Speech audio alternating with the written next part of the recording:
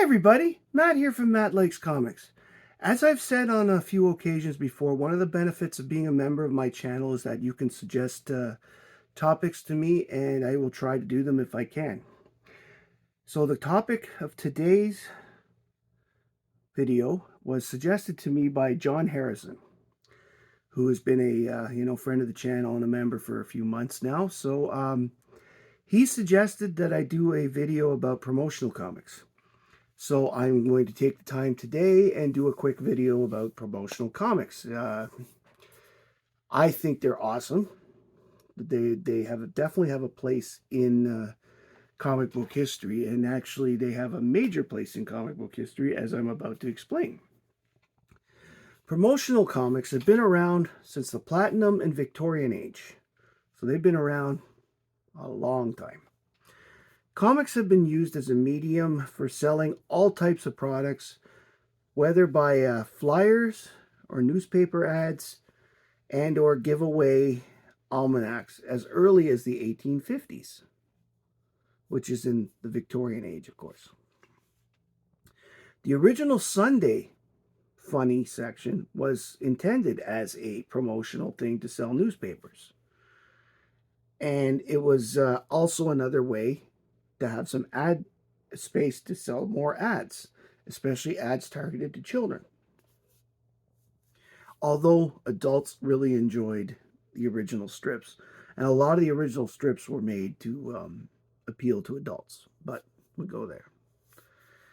The comics themselves were seen to be a way, like one of the best ways to sell newspapers, other than headlines about war or the muckraking at the time. The debut of the comic book itself was due to a promotion. 1933's Funnies on Parade, made by the company Procter and Gamble, which like does toothpaste, etc., soaps, that kind of stuff back then, and then has obviously bought other companies. All companies are intertwined, it feels like today. It contained reprints of newspaper strips and was given free to people who mailed in a coupon clip from their products. The book was so successful that eventually it Max Gaines, of course, was behind all this, and it eventually led to the famous Funnies comic book, which was the first true American comic book that went out for sale for people. The biggest heyday for promotional comics was basically from the 1950s to the 1970s, when comics were used to just about sell just about every product out there.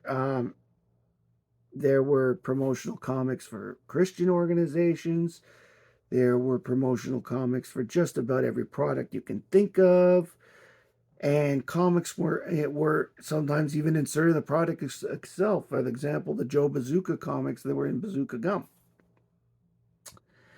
It literally was felt that every product aimed at children pretty much had a comic book of their own. Just the number of Superman, Batman, and Spider-Man promotional comics out there alone show how much they were using them to sell to children. They were by the time the 1980s rolled around, comic books were even included in everything from action figures to video games. Again, products primarily going to children. Promotional comics led to one of the hobby's best new traditions: Free Comic Book Day.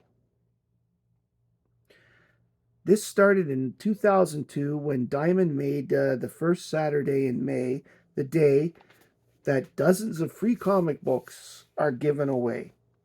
Not just, of course, for current collectors, but to try and get new ones as well. This was an attempt, because in 2003, comics were pretty much at the lowest they'd been since that era from 96 to 2003. 2004 was some of the lowest sales for comic books ever. You had some titles that before they're being canceled were down to like 8,000 copies printed. Supergirl 880, for example. Supergirl 80 only apparently had 7,500 books printed, and I paid a lot for mine.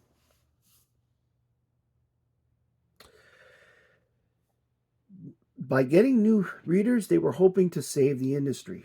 Diamond, can't even save themselves at the time of this recording, but you know, that's their problem.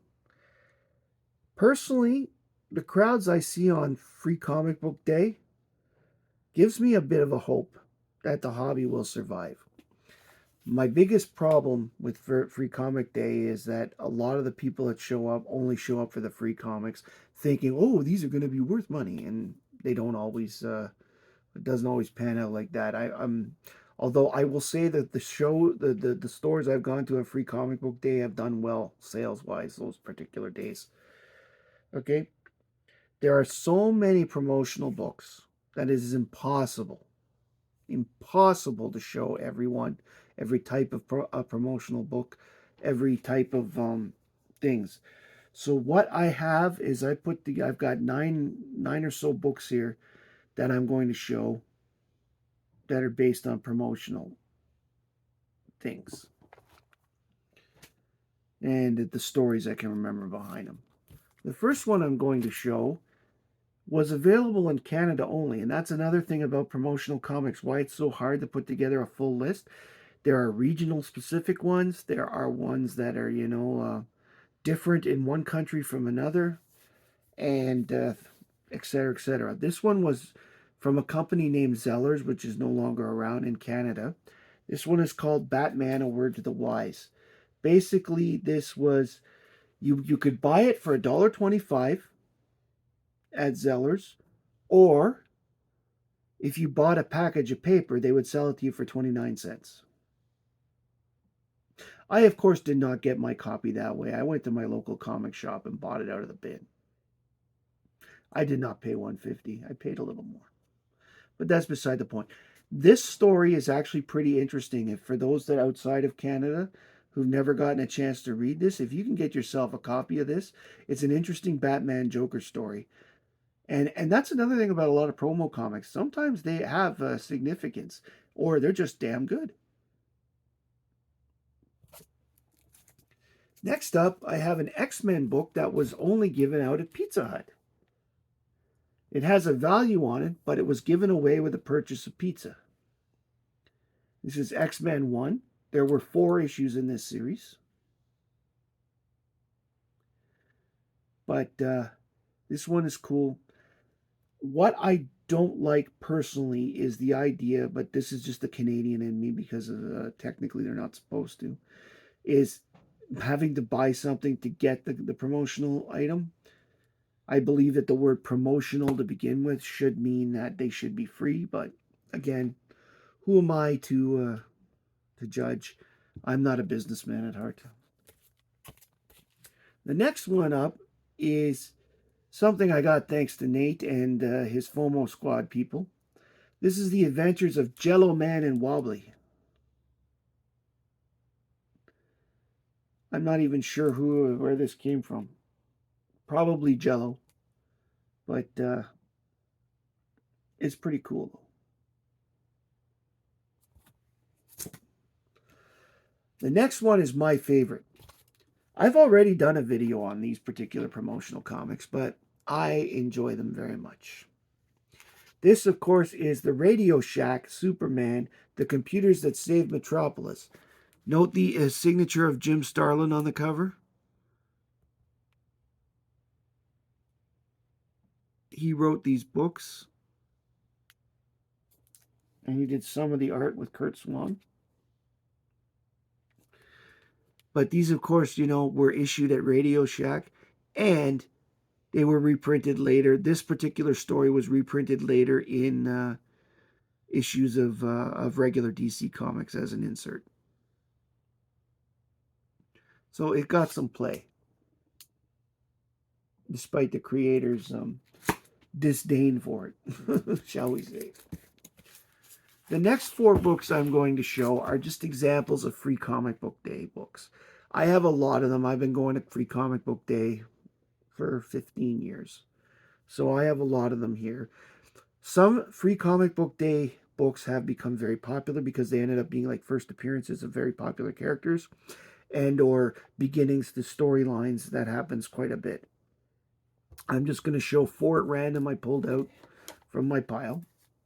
This is Star Wars.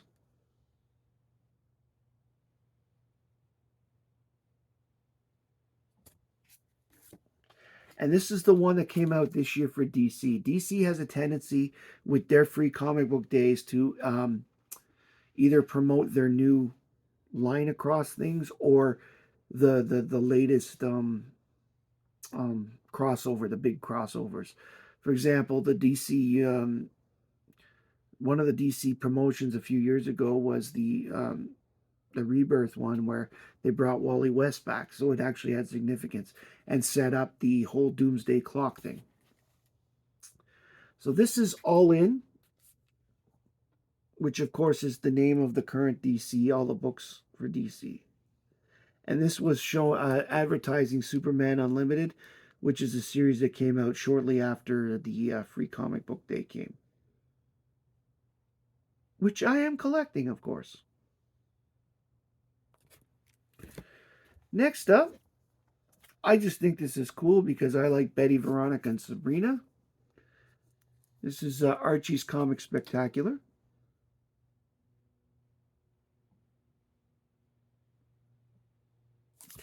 And the last one, I like the look for. It is Archie, but it's Archie's Horrors Presents The Cursed Library.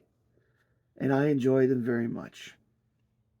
Now, I have a ton of other Free Comic Book Day stuff. I've got the Mark Spears Monsters one. I got a lot of the Overstreet Guide ones because I'm an Overstreet man. I have just about every DC Free Comic Book Day for years and years. And I get Marvels and stuff. Free Comic Book Day has been great. And it is the ultimate promotional thing for promotional comics. If you like this video, please like, comment, and subscribe below. I want to hear what promotional comics you picked up over the years that you really like. For example, sometimes promotional comics can be worth a lot of money, aka the Archie book that Lunch Money Comics found a couple of years ago at this point. And others, even though they're, can be fun little stories. They all have their place. And to me, it's an interesting part of the hobby that doesn't get enough coverage. Because as I can say for sure, in the Overstreet Guide, the promotional comics section is not complete. There are just too many out there on a regional and such basis that they don't get reported to the Overstreet. Please like, comment, and subscribe below. Thank you very much. Thank you for joining me today. My name is Matt. I like comics, and I hope you do too. Bye, everybody.